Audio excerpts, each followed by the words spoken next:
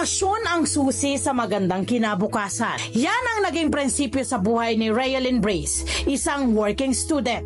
Bukod sa pag-aaral ng mabuti, ibinabahagi rin niya ang kanyang kaalaman at nag-o-offer ng tutorial services sa kanyang mga kabarangay. As a tutor student, teaching kids is not easy as it seems, but after all, kids hold a special place in my heart. Mas kilalanin pa natin ang mapagmahal na anak at masipag na estudyanteng si Rayalyn. Ibabahagi niya yan ngayong umaga dito sa Kwentong Kabarangay. Tawagin na natin si Rayalyn! Palakpakan Barangay Northview! Rayalyn, kapangalan ng EP natin! Mabuka Rayalyn, napakagandang bata nito, ha? Napakaganda at napakabadiskarte. Rayalyn, batiin mo yung mga nanonood ngayon. Hello po sa Lira Street po, yung mga kapatid ko dyan and mga tita ko. Hello po. Ayan, my friend, nag-aaral sa kolehiyo. Anong kurso at anong year mo na? Currently third year college po, taking Bachelor of Science Entrepreneurship.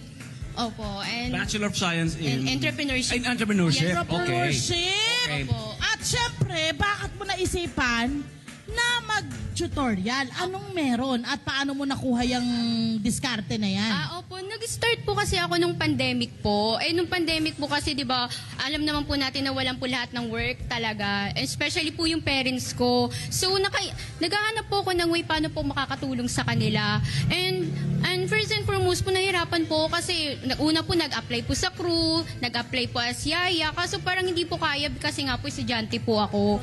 Yes po.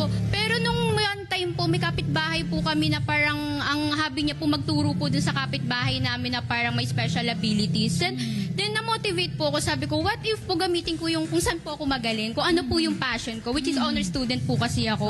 So nag-try po talaga ako and ayun po, nag-post po ako sa Facebook na honor student po ako, na willing po akong magturo sa mga bata na busy po yung mga magulang nila. Gusto ko malaman mula sa'yo, ano yung tinututor mo sa kanila? Pagbabasa, pagsusulat, Opo. paano? Ano yung tinuturo? Iba-iba po kasi currently po I have 6 student po na tinuturuan. Wow. Yes Ilang taon po. sila? Meron po akong 2 kinder, may grade 7, may isa pong online, and meron po sa ibang bansa na bata. So yun po, ang mostly tinuturo ko po is basic reading, writing, Okay. review and exam, and advanced lesson po. Oh, Opo. wow, friend. Habang nag-aaral ka, Yes po. paano binabalanse itong yung diskarte ito sa pag-aaral mo? Ang dami rin nun, ha? Oo, Yes po. Yung ani, Mga bata, yung pag oo. Ano to, araw-araw ba to? Ay, hindi naman po. Kasi yung pag-aaral ko naman po, hindi naman po talaga sila hectic sa schedule. Okay. Since, ano mo lang po, 3 times a week lang po yung pasok. Then, Okay. pero whole day po yun. 6 hanggang 8 po ng gabi. Pero may time po na schedule ko po is half day lang po. So, after school, diretso po ako ng tutor. Kumusta? Siyempre, ito na. Ito naman talaga yung tatanong ng lahat. Paano ka kumikita? Oo, tama. Di ba? Paano ka Opo. kumikita? Anong klaseng pagkita ang meron? Ang ano po kasi, ang rate ko po talaga is per hour, which is 300 per hour po. Yeah, ganun talaga ang Eh, Yes po. sa isang estudyante, ilang oras ang turuan ng ginagawa natin? Mostly po, ang ano ko lang po, maximum is 2 hours lang po, since may ibang student pa po akong tinuturuan. Okay. Sa batang edad mo na yan, syempre mga bata itong tinuturuan mo, Yes my po. friend. Opo. Patience, you have to give. You have to share. Yes po. Paano mo? Training mo yung sarili mo, paano? Ayun nga po, yun po talaga yung pinaka-struggle ko. Pero the good thing na lang po is may mga kapatid po ako na maliliit. Ayun. Opo, parang... Panganay ka ba? Opo, panganay po. Taas ka ba yung mga panganay?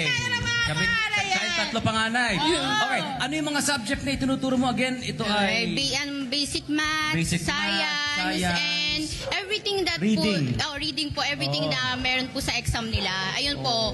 Ang gagawin ko po yun, naaralin ko po muna. Siyempre po, mag-recap po ako kasi tapos ko na po yun. Hindi madali yun, friend.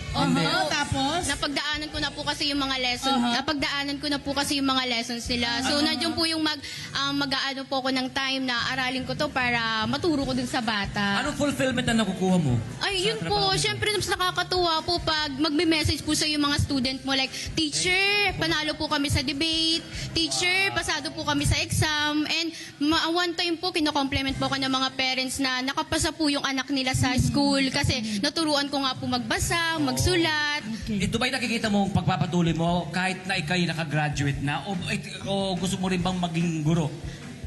Actually po, wala po talaga sa passion ko po ang magturo. Pero since nai-enjoy ko naman po, so parang possible po after college po, ituloy ko po. Pero ang plan ko po talaga is makahanap po talaga ng permanent job. Tama naman. Yes po, that was connected on my course po talaga, Correct. which is entrepreneurship po. Sa ilang taon mo na bang ginagawa itong pag-tutor mo? 4 years na po. 4 years. Yes po. Sa 4 years na ito, bukod sa mahabang pasensya, ano ba yung mga natutunan mo? Lalo na naya-apply mo ba sa pang-araw-araw mong buhay, sa personal mo, yung mga natutunan mo? Yes po. Diskarte mo na to. Opo. Ako po kasi before po ako nag-start, parang hindi po ako fluent mag-English.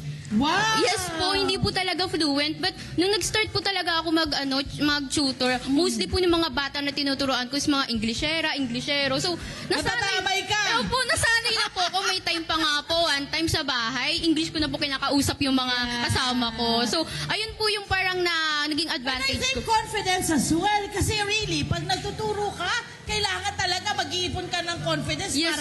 para paniwalaan ka kasi magagawin kang otoridad Yes ng po. tuturuan mo Opo. Di ba, my friend? Malalaman nila pag Tama. Opo. wala kang confidence. Alam mo, habang kinakausap natin siya, nakikita kong napakatalino niya, Thank you napaka-driven po. niya. Oh, thank you po.